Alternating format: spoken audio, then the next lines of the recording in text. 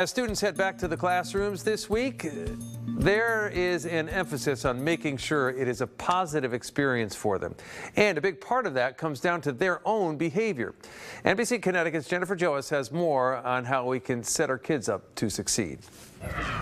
A Pew survey from 2024 found 8 in 10 teachers have to deal with student behavior issues at least a few times a week, with more elementary and middle school teachers compared to actually high school teachers. So let's talk about what to do with our youngest students. Young students have always had big emotions, but over the years, there's been even more focus on helping kids identify their feelings and then regulate them. Frustration looks like anger, right? And I think that we're seeing a lot of a need to really work with our students to help them understand how to manage what we understand to be just sort of normal emotional factors. The CEA tells us teachers are seeking out more training on how to effectively manage all of these emotions from 20+ children, emotions that can bubble up. We've seen some of the big explosions that result in torn apart classrooms, tipped over desks, broken equipment. Now, how do you address this? Well, teachers say if all you do is punish the student, the behavior is more likely to happen again.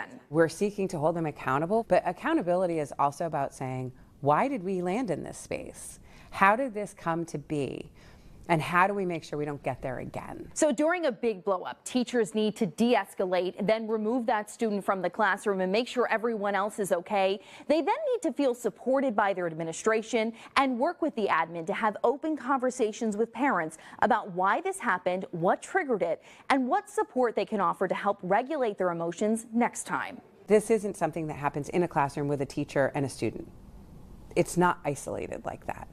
Everybody is influential in building a positive school climate that's responding to our students' needs. I would argue that the people who work in our lunchrooms are really powerful in terms of creating spaces that feel comfortable, healthy, and responsive to our student needs. Districts across the state are working to build committees to address this ongoing issue of behavior. And when I asked, what's your message to parents? She said, we're all on the same team. We both want the same thing for students to be happy, well-educated, and safe. Jennifer Joas, NBC Connecticut News.